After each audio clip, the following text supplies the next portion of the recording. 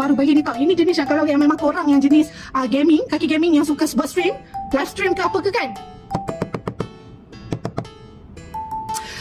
sama ada kalau korang memang jenis yang tak suka pakai earphone tu, jenis yang earphone ni paling selesa lah nya kan. Kalau korang macam pakai bertudung ke apa ke kan, korang yang suka buat live stream tu, jom kita tengok apa yang best tentang handphone ibu beli ni. Jenama Lenovo. Tak acik lah kan, kalau tak tunjuk kat dalam kan, betul ke, mantul ke kan, best sangat ke kan. Okay, tak apa, kita ibu membeli ni pun sebab nak tunjuk kat korang lah kan. Ibu ni kadang-kadang kalau kita nak alone, kadang-kadang kita macam nak dengar satu muzik ke apa ke, kadang-kadang ibu tak nak pakai earphone, kita pakai yang headphone terus kan, kadang-kadang nak kacau. Jadi benda ni cantiknya, wow. Cantiknya, wow. Korang colour pink, ibu beli colour pink. Okay, macam biasa kat dalam ni mesti dia akan bagi USB charger type apa, type C lah kot ni kan. Sebab dia macam ada dua.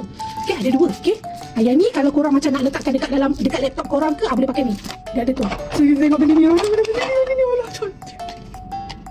Oh my god, Lenovo punya cantik. Ibu nak try sekejap. Ibu kena connection dulu. Yang ni pakai Bluetooth tau, Bluetooth. So ibu nak dengar dia punya jedak-jeduk dia. Okay, ni ibu dah on dia punya Bluetooth. Dia boleh pakai Bluetooth ataupun korang boleh pakai dia punya ni lah untuk connect korang punya ni dekat, tak kira kalau dekat handphone ke, dekat laptop ke, dekat TV ke, boleh guna kalau putih ni dalam ni ada USB lah. So ibu akan dengar. Okay, ini ibu tak pasang lagi. Ibu tak pasang lagi. Tak payah.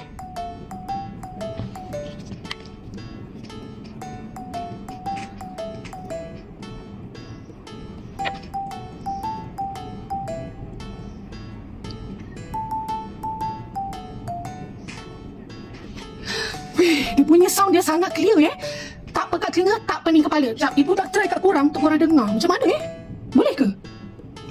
Atau korang beli sendirilah baru korang tahu kan. Sebab tak feel lah kalau ibu bagi korang dengar dekat sini. Kalau earphone tu insyaAllah boleh. Tapi yang ni, besar ni, korang kena dengar sendiri betapa bestnya. Ini aja nama Lenovo tau, Lenovo punya. Memang best gila lah.